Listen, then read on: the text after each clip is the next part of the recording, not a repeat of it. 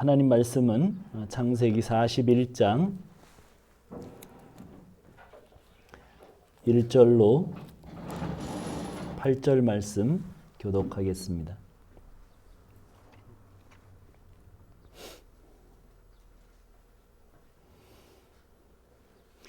만 2년 후에 바로가 꿈을 꾼즉 자기가 나일 강가에 서 있는데 보니 아름답고 살찐 일곱 암소가 강가에서 올라와 발밭에서 뜯어먹고 그 뒤에 또 흉하고 파리한 다른 일곱 암소가 나일 강가에서 올라와 그 소와 함께 나일 강가에 서 있더니 그 흉하고 파리한 소가 그 아름답고 살찐 일곱 소를 먹은지라.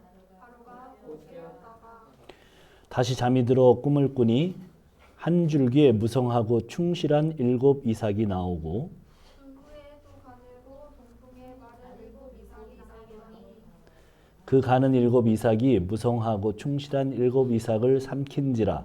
바로가 깬즉 꿈이라. 아침에 그의 마음이 번민하여 사람을 보내어 애굽의 점술가와 현인들을 모두 불러 그들에게 그의 꿈을 말하였으나 그것을 바로에게 해석하는 자가 없었더라. 아멘.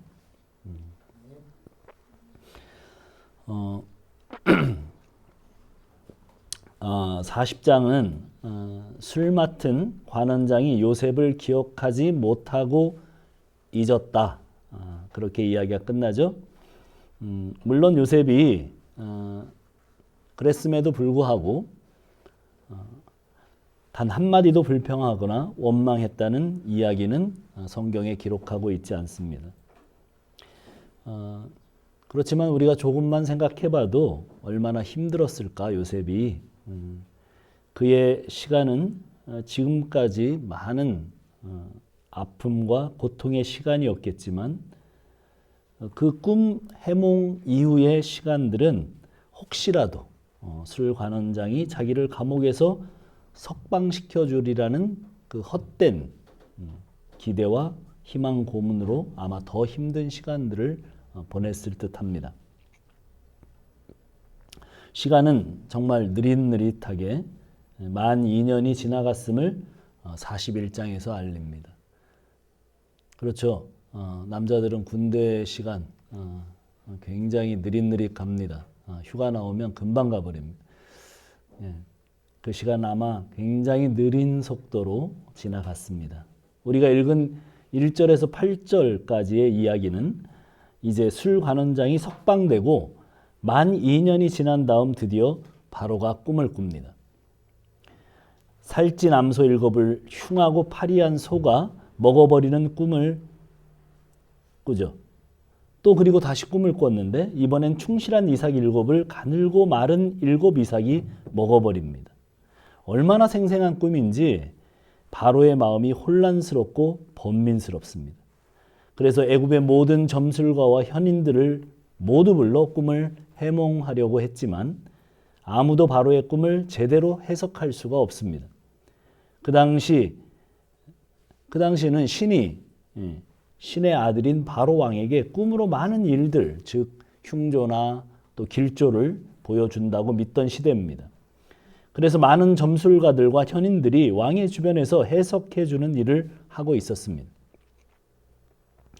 그들의 해몽이나 해석은 주로 정치적으로 우세한 세력에 도움을 주는 그런 해몽이나 정적을 제거하는 흉조로 사용을 했습니다. 그래서 얼마든지 적당히 왕에게 아부하는 말을 하든지 이집트가 더 흥왕하게 될 것이라고 하든지 그렇게 하면 넘어갈 수 있는데 이번 꿈은 바로가 어떤 해석도 제대로 된 해몽으로 인정하지를 않는 거예요. 이 아셀이라고 하는 책이 있는데 위경이에요.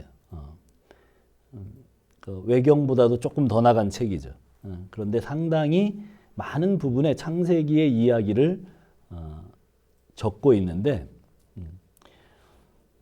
근데 거기에 보면 이 장면에서 바로가 점술가들과 현인들을 정말 밥만축 내는 무능한 인간들이라고 다 처형을 하려고 합니다. 당연히 인간들은 해몽할 수가 없어요. 이번에 바로가 꾼 꿈은 누가 꾸게 한 거예요? 그렇죠. 하나님이 꾸게 하신 겁니다. 그러니 인간 중에 아무리 똑똑한 박사라도 현인일지라도 그 꿈의 해몽에는 발치에도 못 미치는 거죠. 그러니 인간 중 아무리 똑똑한 그 박사 아니라 뭐 누구라도 지금 어떤 이야기를 해도 바로가 믿을 수가 없습니다. 그러는 동안에 한 사람이 바로 왕에게 바로 용서를 구하며 말을 합니다. 자, 9절에서 13절 같이 한번 읽어봅시다. 9절에서 13절 시작. 술 맡은 관원장이 바로에게 말하여 이르되 내가 오늘 내 죄를 기억하나이다. 바로께서 종들에게 노하사 나와 떡 굽는 관원장을 친위 대장의 집에 가두셨을 때 나와 그가 하룻밤에 꿈을 꾼즉 각기 뜻이 있는 꿈이라.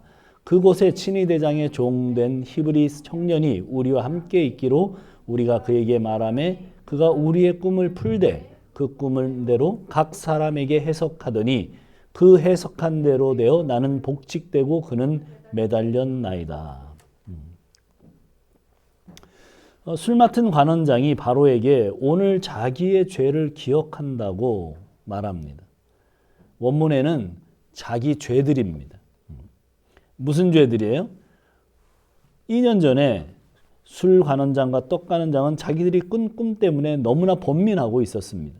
그래서 지금 왕의 번민을 자기는 확실히 이해한다는 거예요. 그때 그 꿈을 해석했던 사람이 히브리 청년, 히브리 죄수였다는 겁니다. 그런데 그 히브리 죄수가 정확하게 꿈 해몽을 해서 술관장인 자기는 살아나고 떡관장은 목이 달려 처형이 됐는데 자기 해몽이 맞으면 자기를 기억하고 감옥에서 빼달라고 했는데 기억하지 못한 죄, 그리고 그 일을 바로왕에게 고하지 못한 죄를 용서해 달라는 거죠. 그러면서 이제 그 히브리 사람을 소개한다는 거예요. 자, 이제 이야기가 14절부터 24절로 나갑니다. 자, 이것도 교독을 해야 되겠네요. 긴데 같이 한번 교독을 해보겠습니다. 제가 먼저 한 절 읽겠습니다. 이에 바로가 사람을 보내어 요셉을 부르매 그들이 급히 그를 옥에서 내놓은지라. 요셉이 곧 수염을 깎고 그의 옷을 갈아입고 바로에게 들어가니 바로가 요셉에게 이르되 내가 한 꿈을 꾸었으나 그것을 해석하는 자가 없더니 들은즉 너는 꿈을 들으면 능히 푼다 하더라. 요셉이 바로에게 대답하여 이르되 내가 아니라 하나님께서 바로에게 편안한 대답을 하시리이다. 바로가 요셉에게 이르되 내가 꿈에 나일 강가에 서서 보니 살찌고 아름다운 7 암소가 나일강가에 올라와 갈밭에서 뜯어먹고 그 뒤에 또 양하고 신중하고 화려한 7 암소가 올라오니 그같이 흉한 것들은 애굽 땅에서 내가 아직 보지 못한 것이라. 그 파리하고 흉한 소가 처음에 7 살찐 소를 먹었으며 먹었으나 먹은 듯 하지 아니하고 여전히 흉하다가 내가 곧 되었다가 다시 꿈에 보니 한 줄기에 무성하고 충실한 7 이삭이 나오고 그 후에 더 가늘고 동풍에 마른 7 이삭이 나더니 다 같이 그 가는 이삭이 좋은 7 이삭을 삼키더라. 내가 그 꿈을 점술가에게 말하였으나 그것을 내게 풀이해 주는 자가 없느니라. 네. 자, 드디어 그토록 느리게 가던 시간이 갑자기 빨라지기 시작합니다. 이에 바로가 사람을 보내죠. 그리고 요셉을 부릅니다. 그 명령이 얼마나 엄하고 급하던지 급하게 옥에서 내놓았다고 성경은 기록하고 있습니다. 평생 빠져나올 수 없을 것 같았던 감옥. 노예가 주인의 아내를 겁탈하려다가 잡혀 들어간 감옥. 도저히 빠져나올 수 없는데 하나님이 누구세요? 하나님이 바로에게 꿈을 꾸게 하셔서라도 그 감옥에서 나오게 하십니다. 술관원장은 잊었을지라도 하나님은 요셉을 잊지 않으십니다. 우리는 사람을 믿지만 성경에는 호흡이 떠나면 먼지가 되는 인생을 의지하지 말라고 합니다. 오로지 영원히 변치 않으시는 하나님 한 분만을 의지하라고 말씀하죠. 요셉이 수염을 깎고 옷을 갈아입고 예를 갖추어 바로에게 나갑니다. 바로가 요셉에게 말합니다. 내가 꿈을 꾸었는데 이집트에서는 아무도 꿈을 해몽하지 못합니다. 내가 듣기에 너는 꿈 해몽을 정말 잘한다고 들었다. 그래서 너를 불렀다고 그렇게 말합니다. 그런데 이제 요셉이 거침없이 대답을 합니다. No, 아닙니다. 제가 아닙니다. 저는 꿈을 해몽할 능력이 없습니다. 그렇죠. 자기 PR을 해도 모자랄 것인데 정말 다시 오지 않을 기회일 텐데 자기 커리어에 대해서 프리젠테이션을 안 해요. 제대로 하지 않습니다.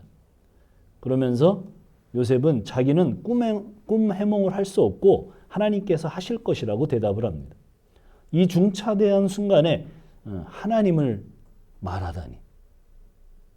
그것도 자기가 신의 아들이라고 믿는 살아있는 신이라고 숭앙되는 파라오 앞에서 한낱 노예의 신을 들먹이면서 말을 합니다. 정말 요셉은 한결같아요. 자기 집에 있을 때나 노예로 잡혀왔을 때나 불리한 상황에서나 좋은 상황에서나 언제나 하나님을 인정하는 말을 먼저 합니다. 자기 주인 보디발 앞에서도 보디발의 아내 앞에서도 하나님 앞에서 이런 죄를 저지를 수 없습니다. 항상 범사에 그는 하나님을 인정합니다. 술 가는 장과 떡 가는 장 앞에서도 하나님이 하십니다. 우리는 예배할 때나 기도할 때만 여호와를 인정하는 것 같은 느낌이 들어요. 그러나 요셉은 항상 범사에 하나님을 인정합니다.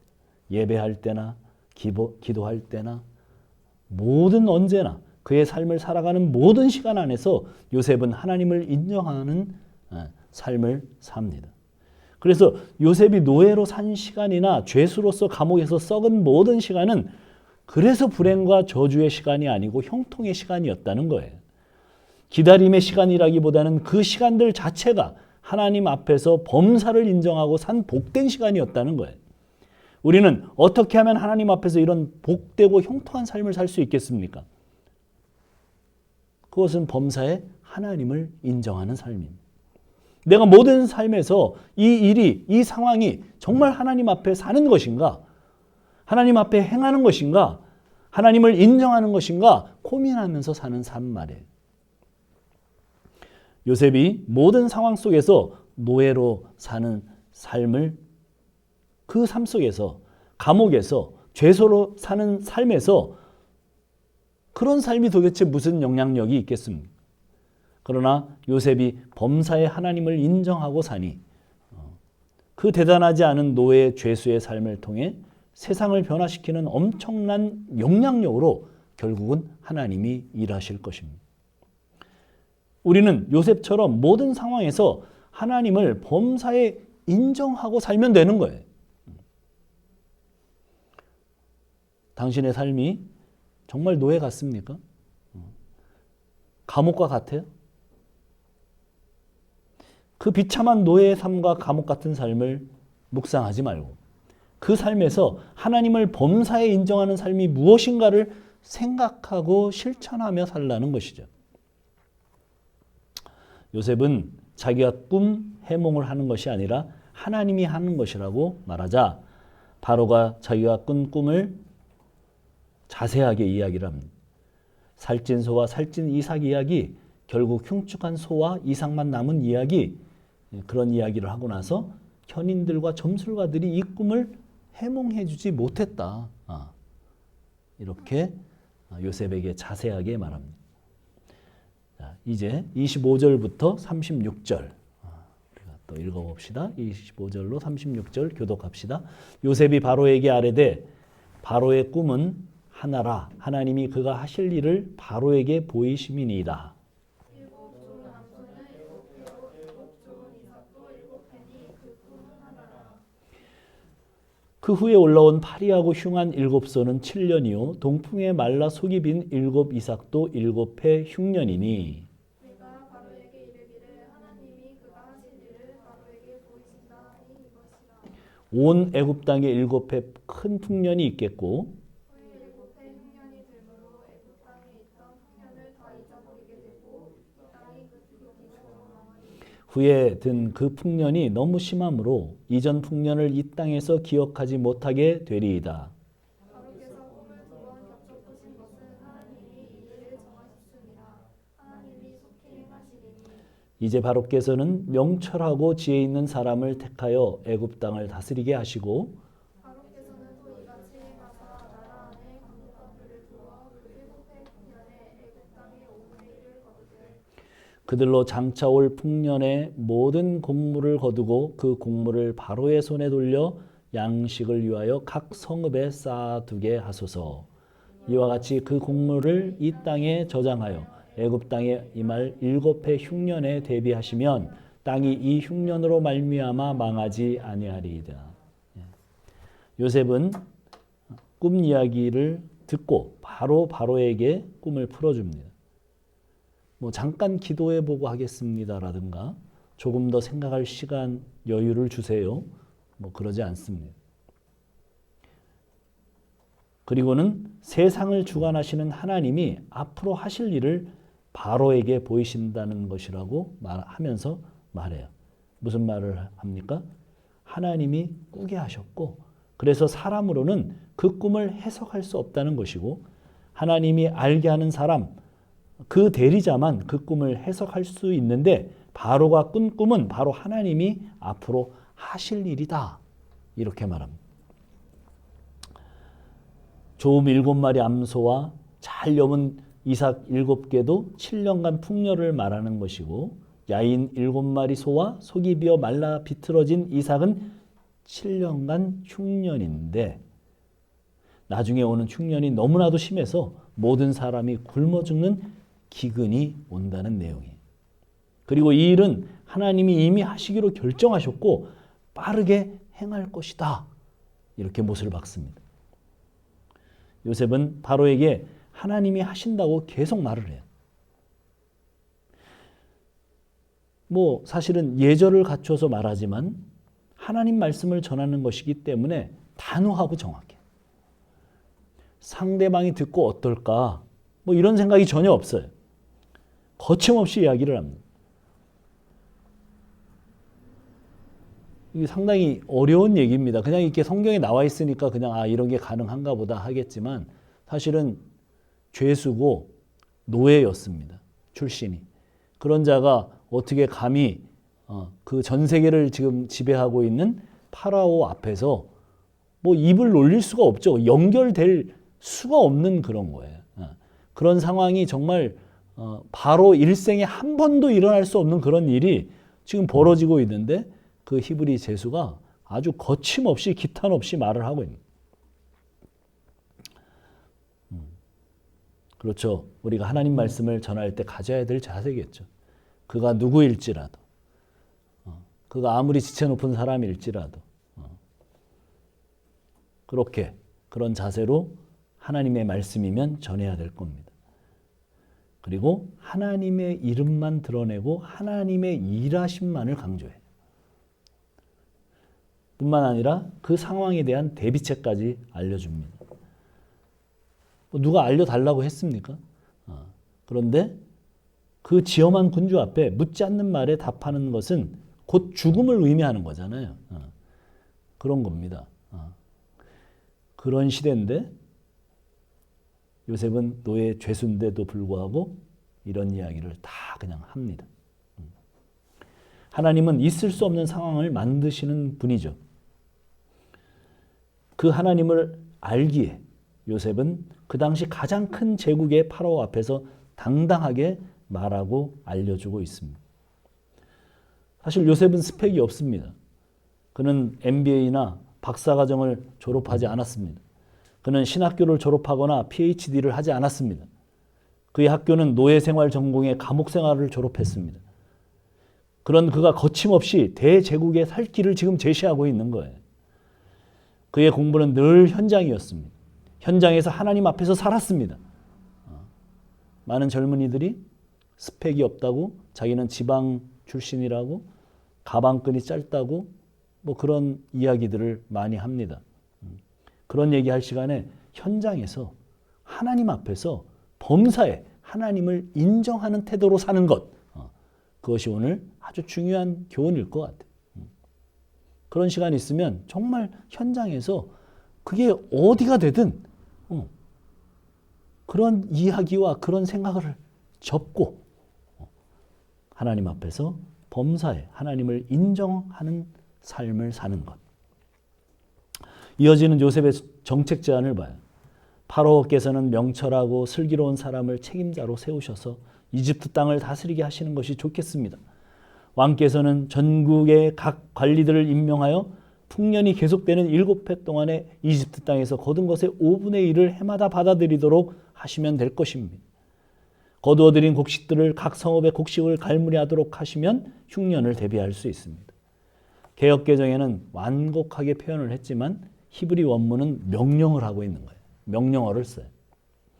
일개 히브리 노예가 거기다 성추행 미수범인 요셉이 그 당시 신의 아들로 불리우며 지엄한 파라오에게 내용상으로 명령을 하는 거죠. 하나님이 하시는 거예요. 자, 이제 마지막 이야기 거의 다 왔네요. 37절부터 일단 45절까지 교독합시다. 바로와 그의 모든 신하가 이 일을 좋게 여긴지라. 바로가 그의 신하들에게 이르되 이와 같이 하나님의 영에 감동된 사람을 우리가 어찌 찾을 수 있으리요. 요셉에게 이르되 하나님이 이 모든 것을 내게 보이셨으니 너와 같이 명철하고 지혜 있는 자가 없도다. 너는 내 집을 다스리라. 내 백성이 다 내 명령에 복종하리니 내가 너보다 높은 것은 내 왕자뿐이라.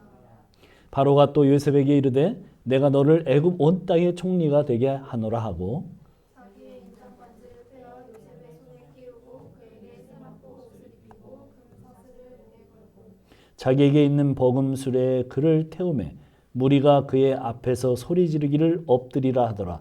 바로가 그에게 애굽 전국을 총리로 다스리게 하였더라. 바로가 요셉에게 이르되 나는 바로라. 애굽 온 땅에서 내 허락 없이는 수족을 놀릴 자가 없으리라 하고 그가 요셉의 이름을 사브낫 바네아라고 하고 또 온내 제사장 보디베라의 딸 아스낫을 그에게 주어 아내로 삼게 하니라. 요셉이 나아가 애굽 온 땅을 순찰하니라. 예, 거기까지 같이 읽었어야 되는데. 자, 감옥에 있던 죄수가 아주 간단하게 꿈을 풀고 꿈을 해몽하고 나서 대책까지 말합니다. 그런데 거기에 대한 반응이 바로와 신하들이 그 일을 좋게 여겼다. 바로와 신하들이 이어서 말하기를 이와 같이 하나님의 영에 감동된 사람을 우리가 어디서 찾겠는가? 그들도 단번에 요셉의 존재를 알아봐요. 물론 그들이 말한 하나님은 정관사가 붙지 않은 하나님입니다.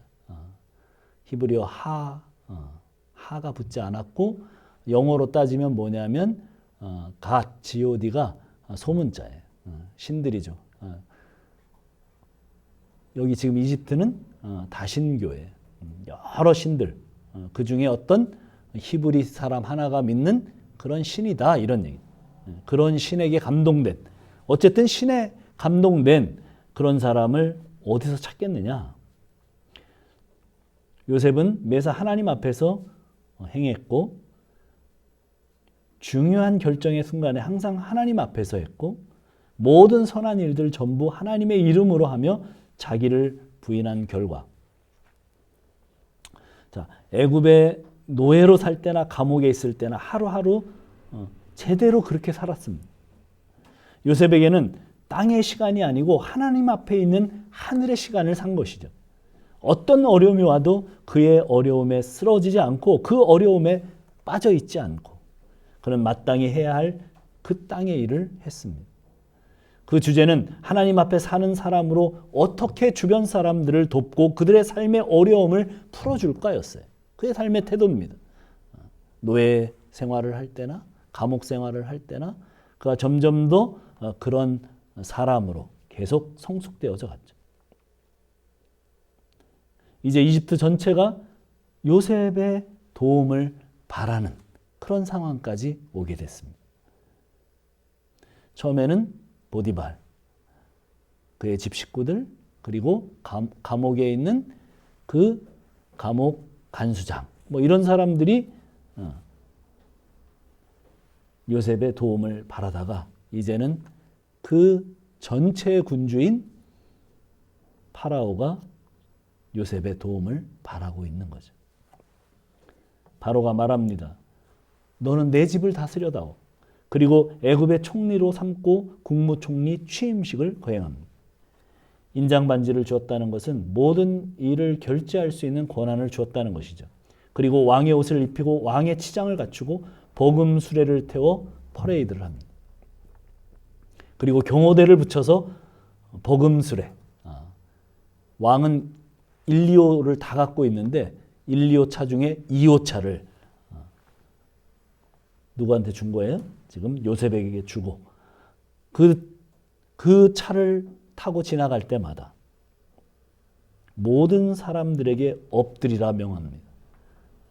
성경에 여기 엎드리라 명하는 거 이거 한 번 나오는데 뭐 조선시대로 따지면 뭐예요? 물러거라 뭐 이러는 거예요. 왕이나 높은 사람들이 행차할 때 물러거라 그러면 사람들이 다 어떻게 합니까? 이렇게 얼굴 쳐다보면 안 되죠. 다 머리를 조아려 해죠. 그거예요. 똑같아요 상황이. 그래서 머리를 드는 사람 어떻게 되면 처형됩니다. 반역자로 몰려서 처형돼요. 그 정도로 이제 권세를 가지게 됐다. 그리고 나서 외국인인 요셉을 이집트 귀화 절차를 밟게 하죠. 요셉이라는 이름을 대신해서 사브낫바네아라는 이름을 줍니다. 사브낫바네아라는 이름은 여러 가지 뜻으로 해석하고 있는데 가장 정확한 그런 해석이 생명의 수여자라는 뜻이 유력할 것 같아요. 그렇죠. 이집트뿐만 아니라 모든 나라는 요셉 때문에 앞으로 먹고 살게 될 것이기 때문에 그래요. 그래서 생명을 계속 이어갈 수 있는 그런 사람이기 때문에 그의 이름이 그렇게 지어지는 거죠. 자기들도 모르게.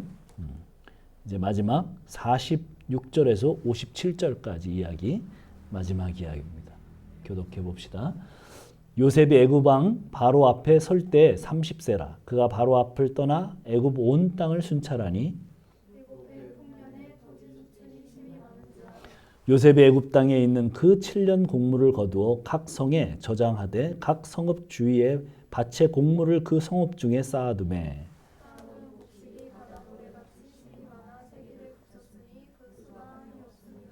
흉년이 들기 전에 요셉에게 두 아들이 나되 곧 온의 제사장 보디베라의 딸 아스낫이 그에게서 낳은지라.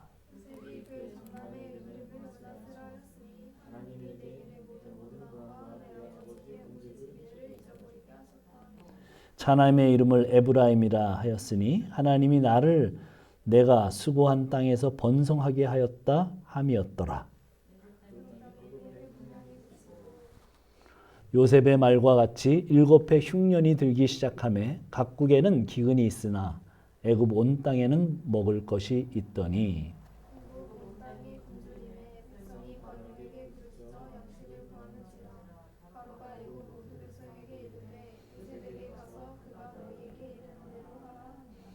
온 지면에 기근이 있음에 요셉이 모든 창고를 열고 애굽 백성에게 팔세 애굽 땅에 기근이 심하며 각국 백성도 양식을 사려고 애굽으로 들어와 요셉에게 이르렀으니 기근이 온 세상에 심함이었더라. 요셉이 이집트 국무총리에 오른 나이가 30세죠. 예수님이 공생의 사역을 시작하는 나이에 요셉은 어떻게 세상을 구원합니까? 예수님도 30세에 이제 공생애를 시작하셔서 세상을 구원하셨듯이 그 요셉은 그리스도의 타입이죠. 요셉이 어떻게 세상을 구원합니까? 그는 가만히 앉아서 탁상 정치를 하지 않습니다. 그는 현장으로 뛰어갑니다. 요셉이 정치의 핵심이 되었으면 요즘 정치 같으면 어떻게 할 것 같아요? 그렇죠. 보디발부터 불러다가 손을 볼 겁니다. 네가 어떻게 나한테 그렇게 했느냐. 너 다 알면서도 나를 감옥에 썩겠느냐. 뭐 이러면서 또 그 아내를 불러다가 처형을 하겠죠. 거짓말한 죄 모든 걸 다 풀게 해서 그렇게 하겠죠. 그리고 노예 제도의 불합리함을 개혁하려고 아마 했을 겁니다. 그러나 요셉은 전혀 그런 데 관심이 없어요. 뭐에 관심이 있어요? 어떻게 하면 사람들을 살리는가? 어떻게 하면 이 사람들을 이 죽음에서 생명으로 건져낼 것인가? 여기에만 관심이 있습니다. 그래서 그는 현장으로 갔고 그 현장에서 풍년의 곡물들을 어떻게 모을까 하는 답을 찾아냅니다. 오늘 이집트의 위기는 가난이 아니라 실패가 아니라 풍요와 잘됨의 문제죠. 그것이 실제적인 위기입니다. 사람들은 사실 풍요를 잘 견디지 못해요. 대부분은 거기서 타락하고 망합니다. 진짜 망하는 거죠. 요셉의 성숙은 이 모든 것들을 잘 관리합니다. 요셉이 두 아들을 낳아요. 그 이름 속에 그의 살아온 역사가 고스란히 기록되죠. 장남 이름이 므낫세입니다. 하나님이 내게 내 모든 고난과 내 아버지의 온 집을 잊어버리게 하셨다. 잊어버림, 이름이 잊어버림이에요. 그리고 둘째를 낳아서 에브라임이라고 짓습니다. 하나님이 나를 내가 수고한 땅에서 번성하게 하셨다. 번성케 함. 사실은 그게 이제 무슨 뜻이냐면 갑절을 주심, 뭐 이런 거예요.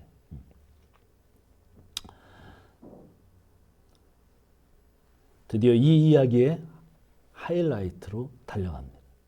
마침내 풍년을 삼켜버리는 흉년이 오고 세상 모든 사람이 이집트로 향하게 됩니다.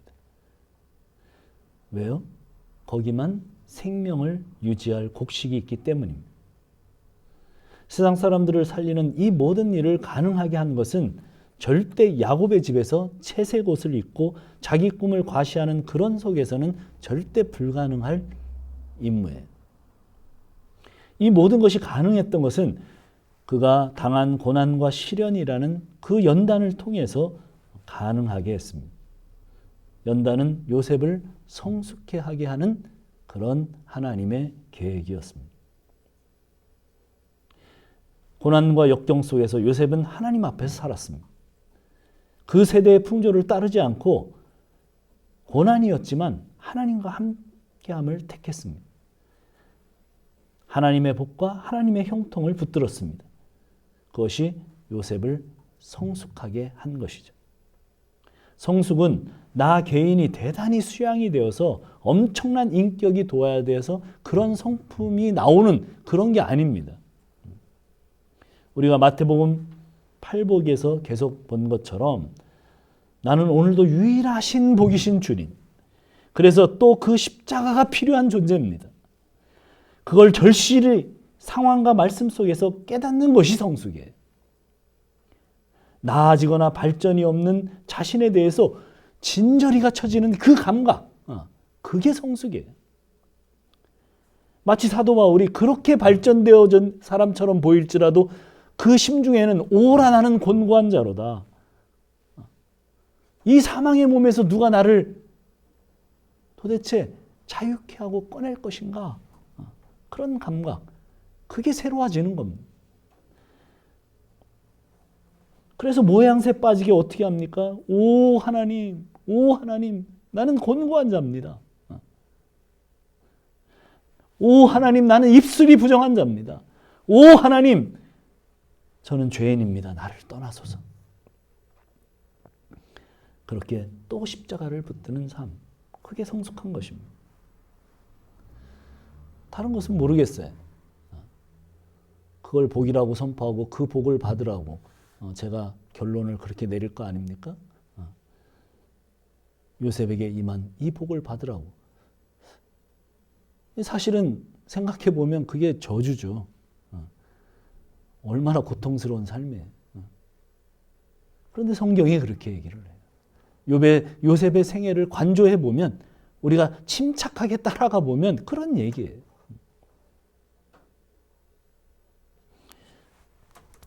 저는 여러분에게 그 복이 진정으로 임하기를 축복합니다. 그래서 정말 십자가 붙들고 그 십자가의 궤적을 쫓아가는 삶이 그 방향성이 여러분의 삶이 되기를 축복합니다. 기도하겠습니다. 자, 우리 다 같이 기도합시다. 우리는 요셉의 생애를 지금 쫓아가고 있습니다. 요셉은 고난과 역경과 죽음 같은 삶을 통해서 결국은 국무총리가 되었다. 할렐루야. 그런 얘기가 아니죠.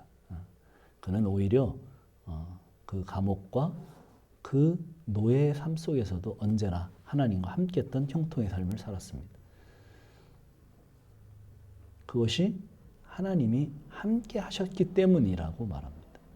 그리고 그 삶을 통해서 생명을 살리는 일들을 요셉을 통해서 하셨다고 하나님이. 그것이 주제죠. 이 주제를 붙들고 하나님 앞에 나아가기를 소망합니다. 여기에서 우리에게 주시는 하나님의 말씀을 붙들기를 바랍니다. 그리고 간절히 이 복이 우리에게도 임하기를 바랍니다. 기도하겠습니다.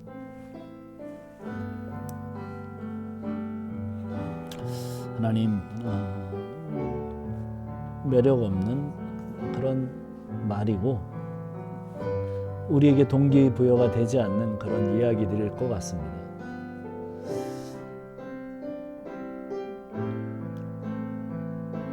이 세상에서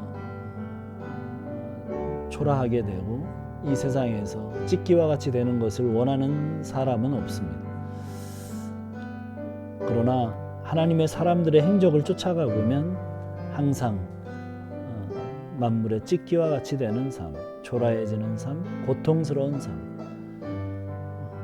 그것을 통해서 그 속에서 하나님과 함께 하심의 복을 누렸다고, 그 형통을 누렸다고, 또 그리고 그 복 속에서 진정으로 하나님께 붙들리게 되었다고, 그래서 생명을 살리는 그 하나님의 일에 동참이 되어졌다고 그렇게 말하고 있습니다.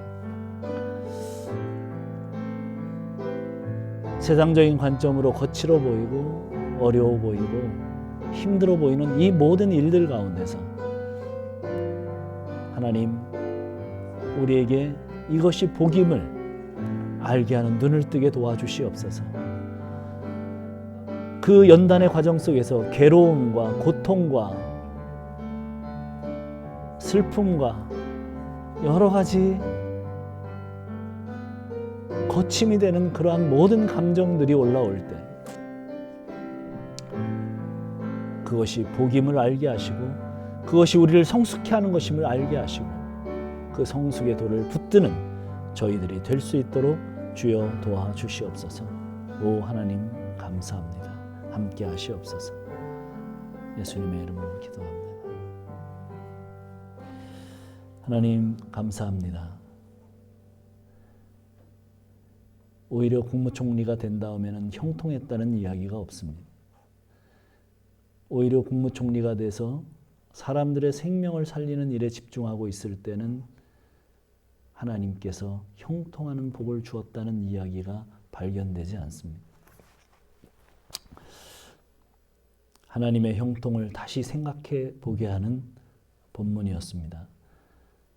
오늘 우리가 다시 한번 생각하게 하시고 요셉의 그 모든 삶을 다시 우리의 삶에서 재해석해낼 수 있는 은혜와 힘을 더하여 주시옵소서.